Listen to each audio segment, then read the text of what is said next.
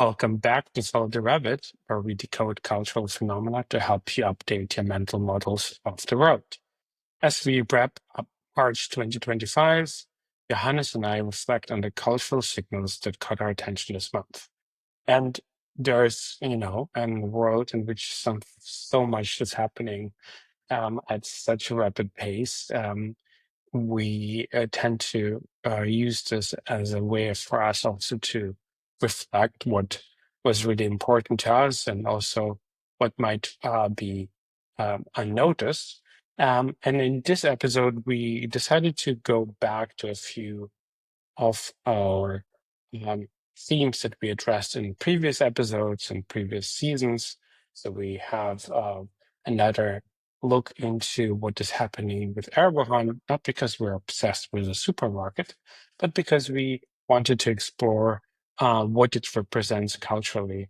Much the same way that we look at a new story that or a new series really of articles that Elle is publishing around GLP-1 and specifically looking into how GLP-1 is basically talked about in the context of college campuses and what it actually does when people kind of start taking this drug in specific transitory moments in their lives, and how it affects their conversation leaders. So much interesting stuff in this one. Another component that we talked about is actually an oldie. It's the Soundscape app Endel. I talk about a little bit about my own experience discovering and dealing with ADHD, and how Andal is actually helping me in that regard, and also how they launched a specific kind of ADHD component to their service, which I found to be super interesting. And last but not least, we are talking about the fact that the conversational aspect of podcasts, so it's a meta kind of thing, is helping people find new ways for knowledge formation, which we obviously think is interesting, and we hope you do too. As always, you can reach us at ftr@knownunknowns.xyz. We would love to hear from you. We would love to understand what you are looking for, maybe in topics that we can address or people that we can talk to or should be talking to. Please let us know. And with that in mind, here's the episode. Here we go again. I'm Hello. Johannes. This is Igor. Simon. Igor, how are you? First You quarter know. of the year is over. It's still moody and sunny and rainy outside in Berlin, so this is pretty much how we feel today. Yeah, it's funny because we kind of funny. There's always this notion like the last month was like the warmest since the weather data has been collected, and now it feels like I always want to make the joke. The last month felt like the longest ever, and it felt like this with January and February, and it keeps happening. We're like the warmest month becomes less of an information and more like an act of that we're now used to. Like it's now every month is the warmest month, and so I And feel now like it's it so doesn't. many. I mean, not so many things happening. Every last month feels like the longest, and it's like it's it's like the meme with that this has been a week. It's just Wednesday. It feels like this has been a year. It's just quarter one. Well, we've been talking a lot about attention economy lately, and I think there's a reason for that. We are all being exposed to what happens when the systems that we built in place to maybe do or something positive are being used to do a lot of cognitive front loading on us, and I think it's all upon us all to really figure out how to deal with that. But other things are happening in the world as well, while a lot of evil people are trying to hijack our algorithms. Yeah, it's true. It's true. So, so as we mentioned, we're at the end of the month. It's also like there's one thing that I see or hear happening more often is that podcast episodes, the hosts mentioning when the podcast was recorded, because in the time between the podcast being recorded and it being released, so many things could have already happened. So we are recording on March 31st of 2025. It's As of afternoon. It's an afternoon. 2 hours ago, Marie Le Pen was found guilty and is prohibited from taking part in the next presidential election. So by the time you hear this, we're not sure if France still stands or if it's burned down again. Everything is possible. Good luck to you. As I was in Paris just last week, I can say it's right now. It feels like a very good time to visit Paris. So one year after the Olympics, it's looking Oh, beautiful. But maybe you're gonna have last some week fun was a there. good time. Yeah, I think Maybe yeah, right. Last week was the perfect time to visit France or Paris. Might be different this week. So, as usual, with the last episode of the month, we are looking back at what caught our attention or stayed with us over the month. And to get us going, I have two follow-ups from topics we've talked about. The first one is actually one we very recently talked about again. It's Erewhon, our favorite supermarket. Is it a chain or is it just one market? Do you know that? it's a chain. I think they Yeah. have like when we recorded our first episode about them, they had 10, I think. Oh, And wow. now Okay. I didn't know that. from our good friend Samantha Culp, I heard they're building a new one just close by to her home, which apparently makes it very palpable that real estate is crazy in that region. Um, Hello to West Hollywood. And Whatever's left of uh, it. yeah, so it's kind of always like for me, with like real estate in LA. LA is so vast. It's kind of also almost hard to understand that it's kind of expensive because it's so big.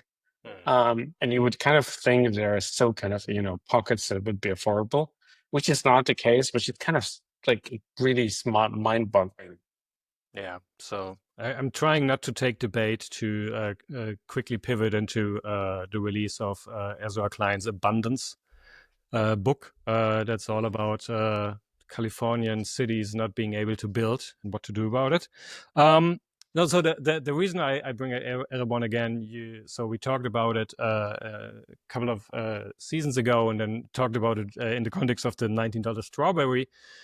If you find this topic as interesting as we find, as like a as cultural signal that brings so many different aspects together, Vogue Business has just done an article about them, really explaining the business behind it, and that's one of the recommendations we have this month. It's full of beautiful quotes. There's one from the CEO of a luxury consultancy. He says, "We are seeing a shift where consumers are increasingly viewing their food and retail choices as extensions of their personal brand. Erewhon has capitalized on this by blurring the lines between food, fashion, and lifestyle. Their collaborations with fashion brands and celebrities are a reflection of how modern consumers view luxury as an all-encompassing lifestyle choice rather than isolated purchases." So I think it's a good summary why it's so interesting. And the article also goes into how it's like an entry to like a luxury lifestyle, because you might not be able to afford the $5,000 handbag, but you are able to afford the $20 Hailey Berry, not Hailey Berry. Oh, I'm bringing Haley Bieber. Bieber. That was it. Too many Haleys. Hailey Bieber smoothie, which apparently they save 40,000 off in a month. But so this might be a way to like have a taste for this aspirational lifestyle, which I find really interesting.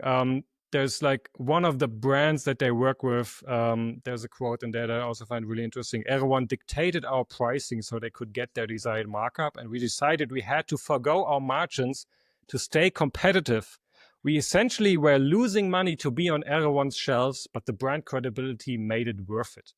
So it's really interesting. Like the brands are now like, so this is marketing budget. We're just going to go on the brand in Erewhon because it has so many like all the TikTok like videos about it and stuff like that. It really follows up.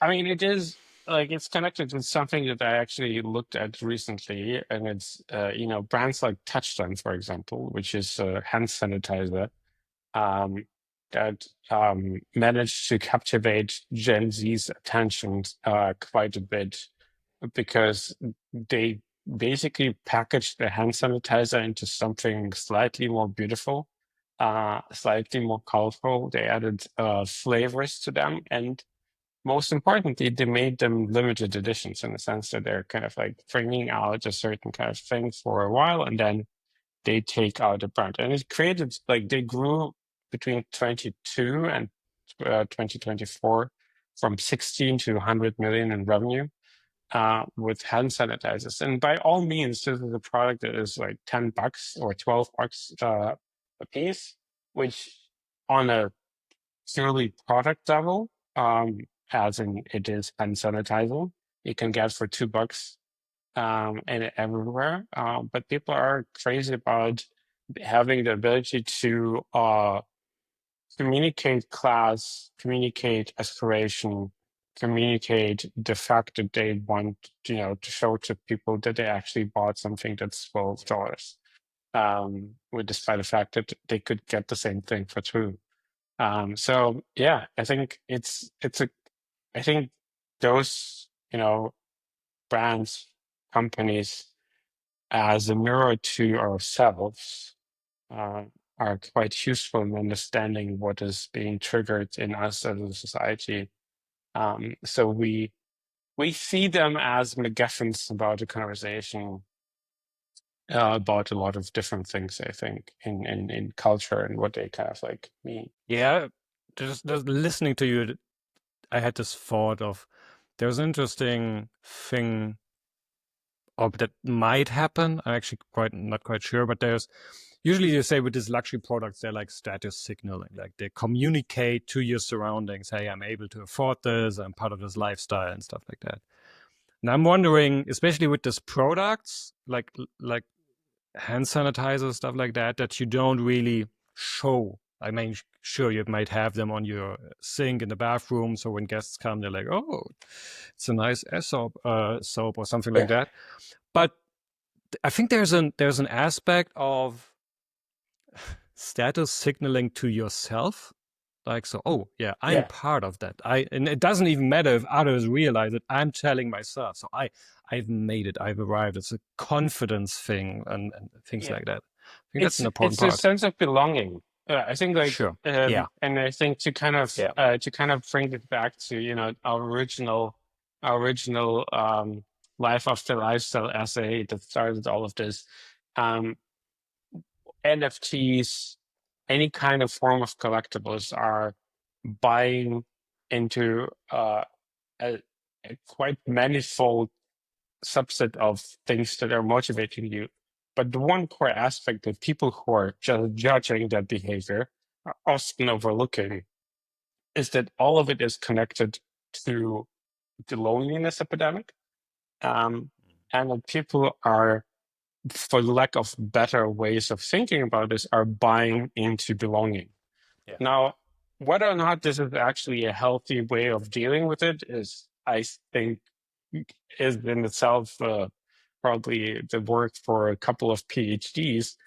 But the point is, we do not need to have to judge it. We just need to observe what is happening. And I think if we're looking at, Touchland, Erewhon, I mean, people would dress up during the pandemic to stand in line because that was one of the few places that you can kind of interact socially with other people.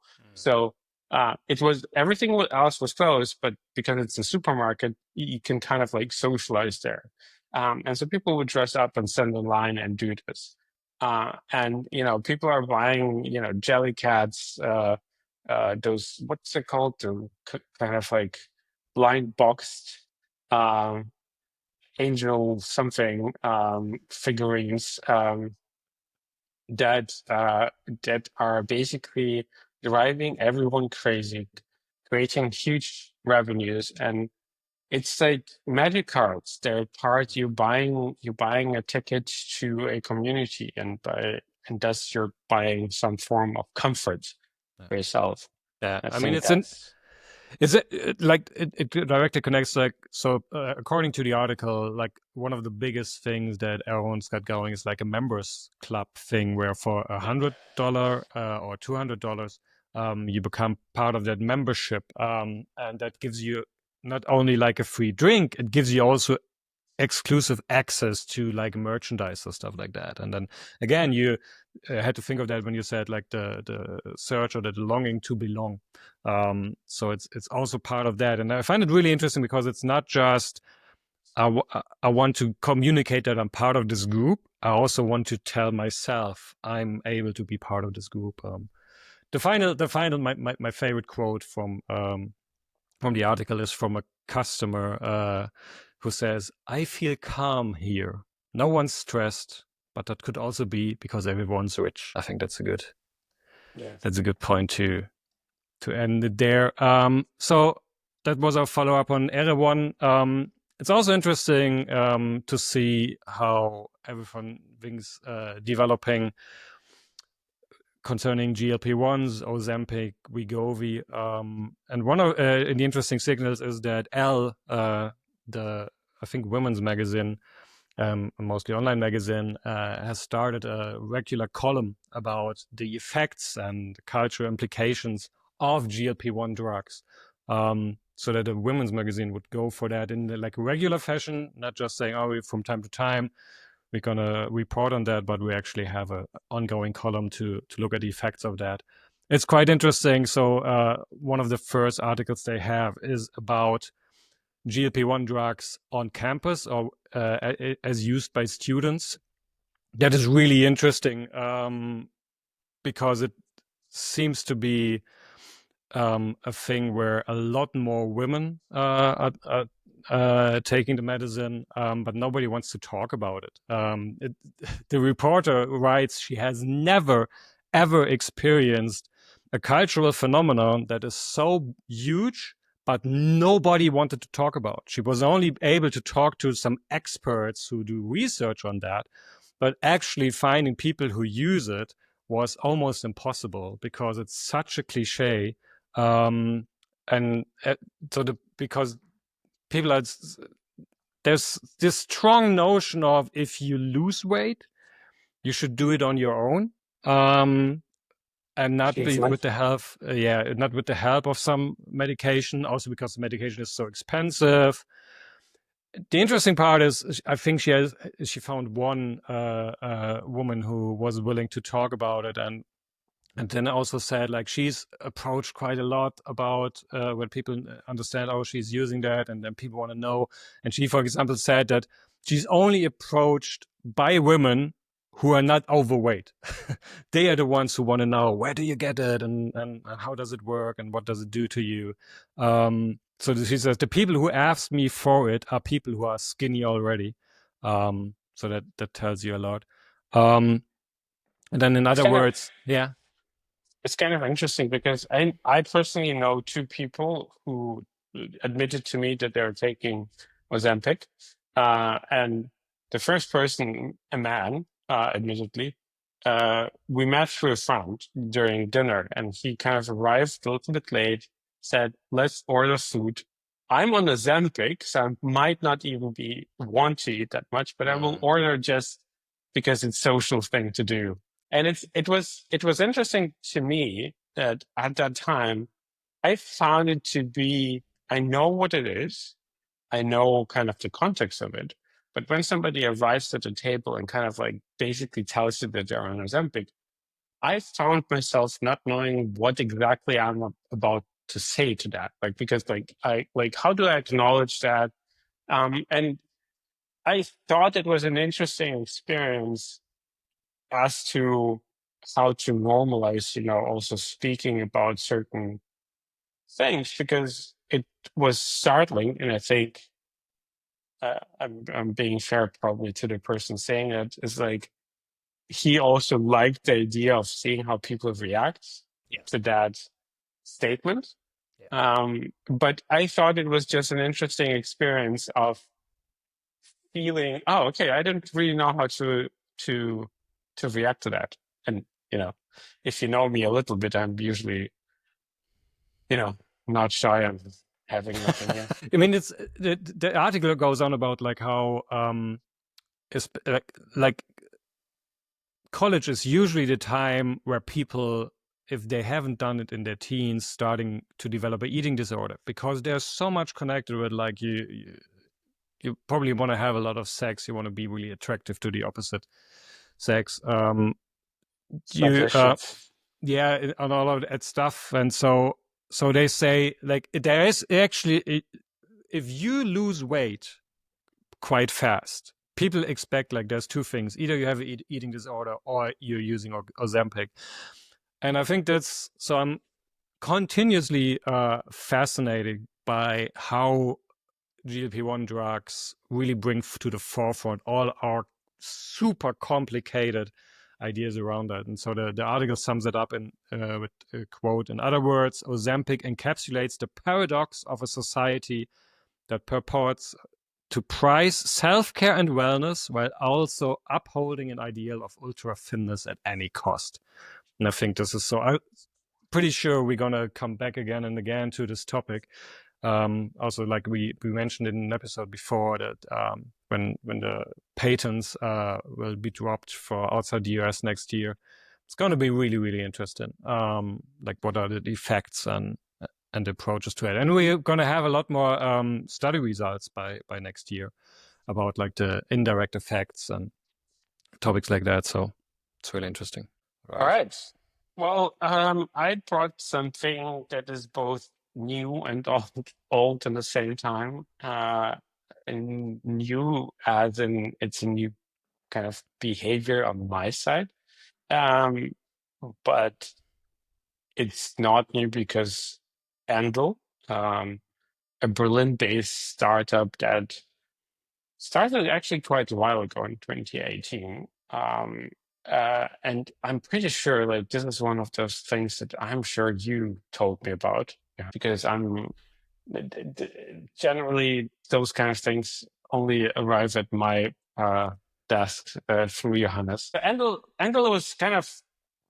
was fascinating when it came out, and it's still fascinating. And kind of like the reason why it was super fascinating when it started out is because they did something with sound and music-ish, I'd say, music adjacent, that nobody actually did, and that they use a lot of your data to create soundscapes. And when I say a lot of your data, so if you are wearing an Apple Watch, they would use the data from the Apple Watch about your heart rate and at least add a partial kind of signal to how to compute and output like certain soundscapes for you. It would personalize that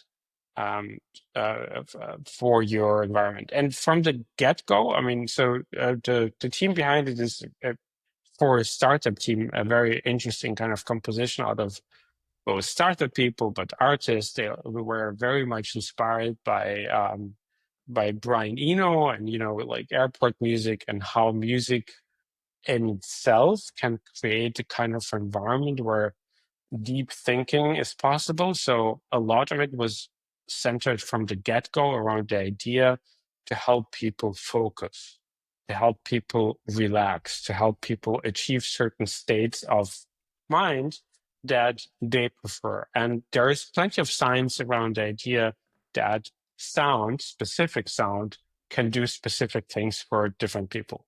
Not all sounds are doing the same thing for all people, which is a very specific also kind of thing. I also read up a little bit on the fact for example, a lot of people are able to work with music, like while listening to music, um, while having AirPods in. I tend to, for example, not to be really good at this.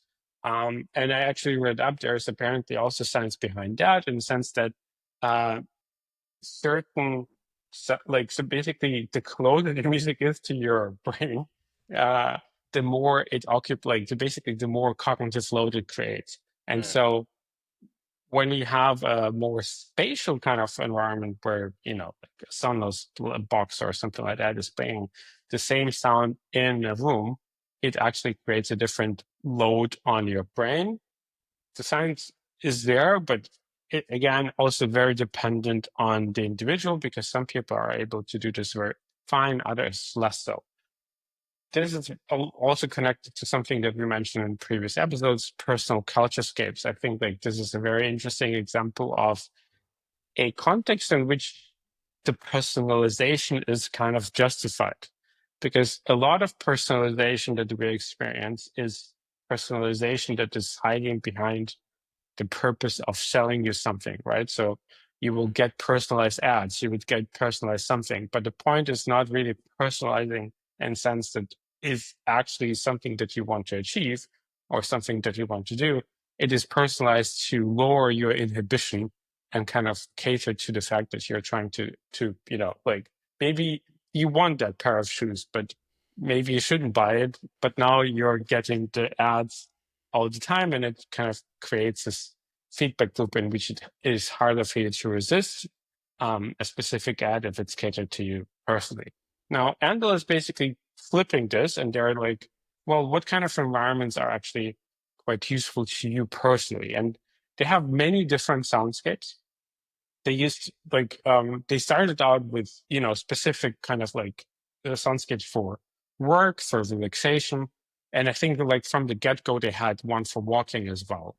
And it's kind of interesting because it's like a lot of Endel feels very Berlin. It's like very tuned to kind of like a certain techno-esque or techno-adjacent kind of music scape. It's not in by any means techno per se, although now that they have worked, with people like Richie Houghton or James Blake, they kind of basically incorporated specific artists who work with them and creating kind of specific contexts. They kind of like, which turned me off back in the day. They also worked with Grimes on an AI lullaby, which was very, like Grimes was then married to, a newly self declaring Hitler, and it was kind of like it was definitely a turn off. Let's put it this way. Yeah. And I would definitely not play a lullaby to my baby that Grimes thinks is a good idea. Unless you Because wanted to go into like a K-hole or something. exactly. But now, going basically in the beginning of March, kind of going through my subscriptions, really. Like this is how I discovered it again. Like I was like looking up a subscription. I saw that I'm still paying for Andal, which happens. And I opened up the app again, and I discovered something that, for in that moment, when you're yourself kind of interested in a specific topic, and then you see something, and it kind of like instantly connects you. So I'm currently very interested in understanding ADHD a lot more, both for myself, but also just generally kind of like as something that is interesting to me. And it turns out that Andal has launched a specific soundscapes for people with ADHD. And it's kind of fascinating because I was like, okay, well, I will try it. Like it's a new feature, I will try it. And I've been using it. I think like I mostly didn't listen to Spotify throughout the month for any kind of like creating atmosphere during work context, because for the most part I have Andal on to create different soundscapes. And if you have ADHD, you might want to look into it. If you think you're ADHD adjacent, you might want to look into it. But there are definitely plenty of reasons to look at Andal as a an environment builder that is tuned to your needs. They have now integrated also components about meditation. They have like different kind of things. And I would say if it's not necessarily something that is super self-explanatory in the sense that it requires a sense of curiosity and self-experimentation to understand how it actually can help you.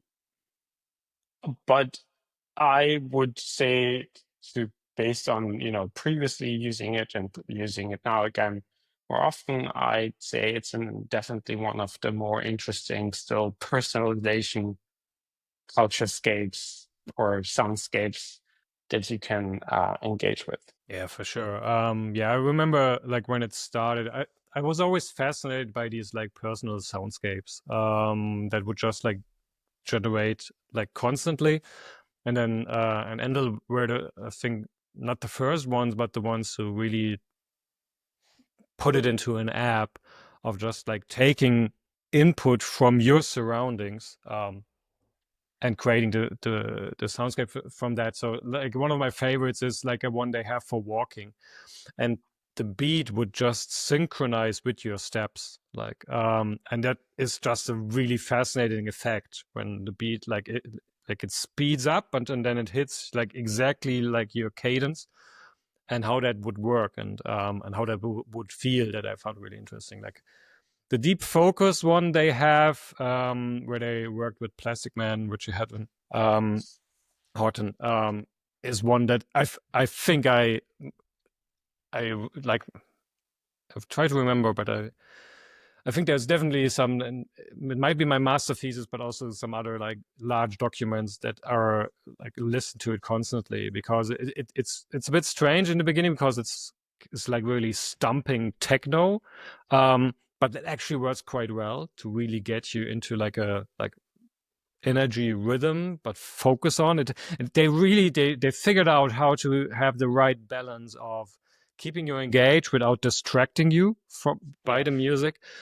And like you said, I find it so interesting to figure out what works for you and what not. So like the new ADHD stuff they have like different tones that are supposed. So and if you've been in this like field, for example on YouTube or on Instagram where people talk about it, they're all kinds of like, this is the like this is the perfect tone that will like cure everything. And like, I don't know about that, but there are definitely people do react differently to them, and you can just try them out. And that's exactly what they're saying. Like, try these different tones and see which one do what for you. I, for example, I really like the winding down soundscape that was done with James Blake. It's perfect for you like in the evening, and you can say just I'm going to bed at like 10:30, and then it will just like really use the whole time until then to really slowly take down the beats and get you in a mood where you're actually very relaxed. It works quite well for me. It's not that expensive to get it for a year or something like that. And for the UX UI nerds out there, I think they also have quite interesting kind of patterns of designing an application around that feel very natural and not that technical. It's very accommodating, but in an inviting, not so obvious way. It's interesting what they did there. Kind of a little bit on the downside is that fact that you kind of like get under the ADHD soundscapes, you get offered ADHD merge, which I have to say is quite well designed, but it's like a little bit too much It's on the again, nose it's for also mine. it's an interesting signal about the conversation and like the TikTokization of ADHD and everything happening around that. It's like it's true. Like for me, Andal is almost like part of my radar, where it's like, okay, what they're doing there now. Okay, that seems to be a thing. They seem to have a good radar for what is popular right now, and then try to find a solution for that. Like always, I would say like on the verge of unscientific or not yet studies pending kind of thing. Yeah, it's like Where I'm like, but then again, it's like, try it out. If it works for you, who cares? it's not Fuck like yeah, it's not placebo. It's Yeah, What yeah. helps. You're not taking like anything into you. Like Yes. it's very safe. Nothing will happen. There you go. It's just gonna enjoy some music. Yeah, pretty good. So Endel is the app, and they have I think apps for everything, Yeah, yeah. everywhere. Like you can even play it on like an Apple TV and stuff like that. So it's also one of the really interesting case studies for a startup that's doing an app, but doing everything it can with that and going to every direction. For sure. All right. One last bit that is something that stuck with me, that I keep thinking about, that I read this month, but that also, to a certain extent, is a follow-up to other things. It is a post by friend of the pod, as one says these days, Kai Chaika. He posted a conversation on his newsletter, One Thing, with a friend of his. Let me find the name. Tope Follerin, where they talked about the cultural moment for conversations, or conversations as the new unit of culture. And they looked at like, okay, all of a sudden, not all of a sudden, but podcast conversations are becoming longer and longer. Then you have something like Notebook LM turning your research material into a podcast conversation. You have the podcast election with the last year's election and the influence of Joe Rogan and these, like, and they're like, what's happening here? That's what they question. And I stumbled upon this because it puts something into words that I observe with myself. And namely that for me, I find it really helpful for my own thinking to hear conversations that others have. And just listening to them, like going back and forth or thinking out loud, following rabbit holes. And that helps me to make up my mind. Oh, what do I actually think about that? What's my own take on that? Let me find.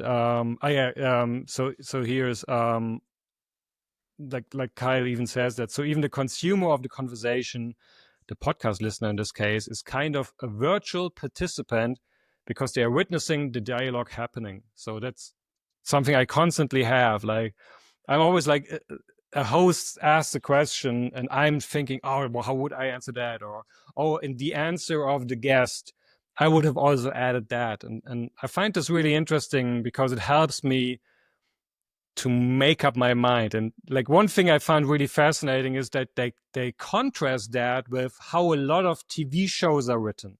Like explicitly, for example, name dropping West Wing with the walk and talks, or Succession, where it's like super quick, smart dialogue. And like, oh, that's so smart. It goes back and forth. And you almost have to try to hold on to actually get what it means. And this is the opposite of that.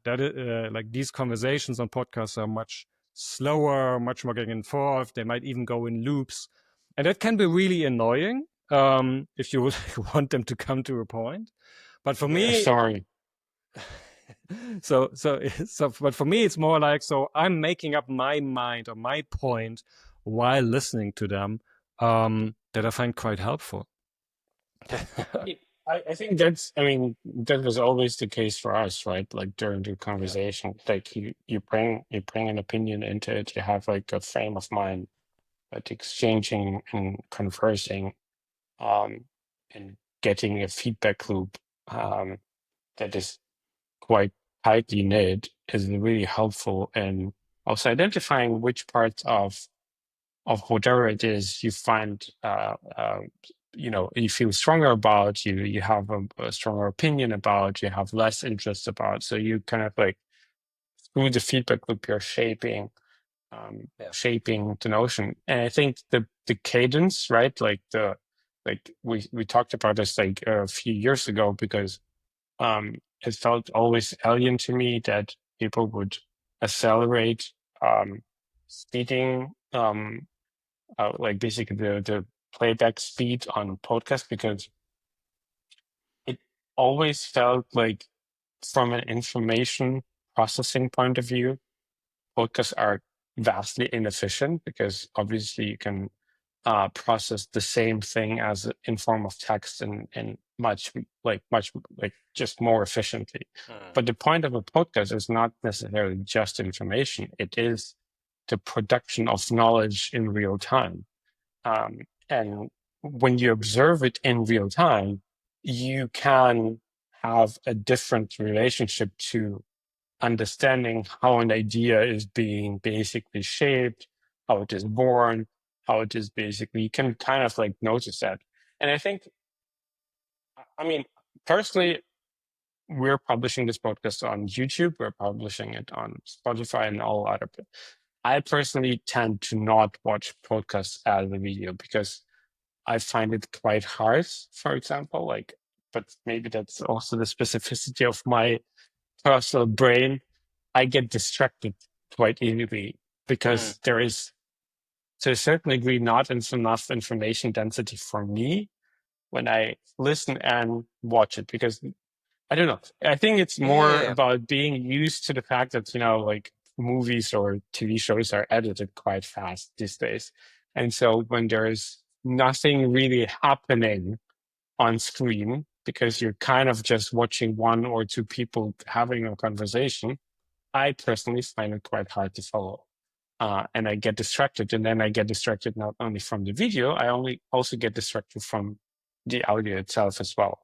But it's just kind of interesting that obviously the video layer is actually a significant contribution to understanding how those things are being shaped, right? Because when you follow somebody's body language, when you can follow somebody's facial expression, you have an additional layer of information that provides you with context that sometimes knowingly, sometimes unknowingly, you can then process into something of your own.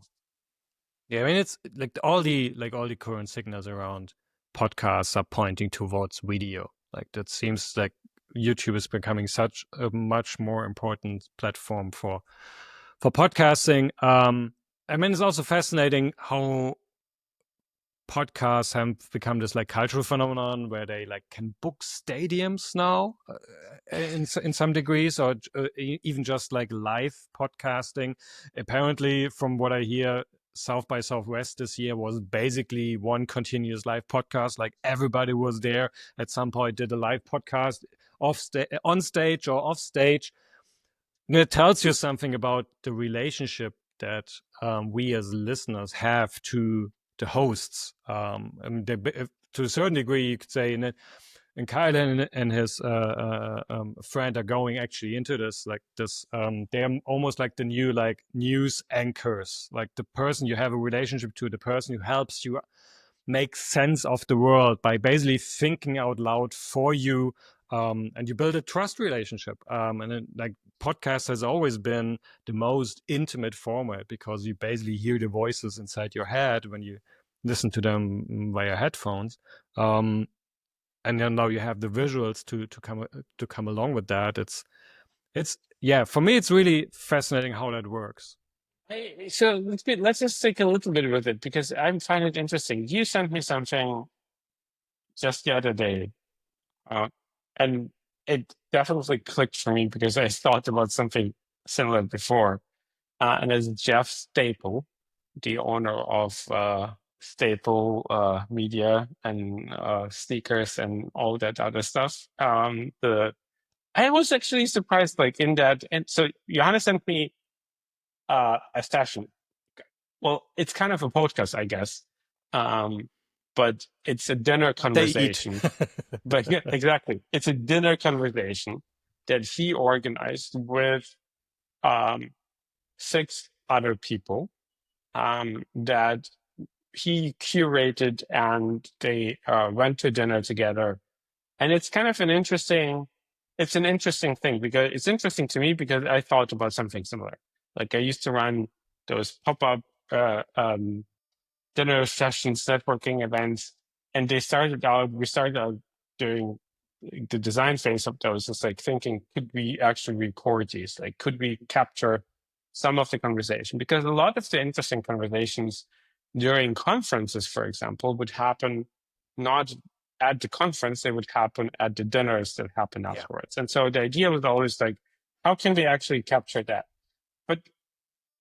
And it's interesting because, as you're saying, like, for example, South by Southwest, they are already kind of on a stage. But I think there's something obviously happening when you talk to just the people in the room. It's different when you talk or consider how it is perceived when this is being recorded and shared to other people. If you record the dinner conversation and everybody, I mean, the likelihood is that those people arrived there, they had probably some drink before, they had the time to get to know each other. And then they have to go through the process of introducing themselves again on stage. So it becomes a performative thing.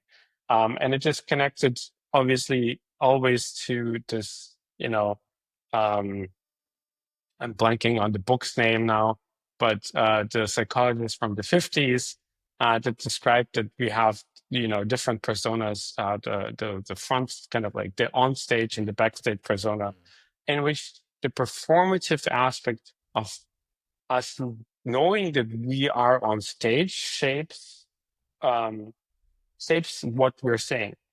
But the length of it, I would say, the length of the conversation tends to oscillate towards our backstage persona, because the more comfortable we become, the more we are attuned to saying something that that we might not say in a casual conversation, like in a networking conversation, we're speaking about with people for like 15, 20 minutes for something. And so, I mean, the obvious example of, I'm not happy to promote it, but in any way, but there is a podcast in Germany called Alles gesagt from Zeit magazine. And I mean, they talk sometimes for 6-7 hours. I don't know how long the longest one was. I never made it to 6 or 7 hours. But the point is that something happens. Something happens when you speak to each other for a long time. Inhibitions are being dropped. Ideas are being shaped differently. You sit with another person and you become comfortable.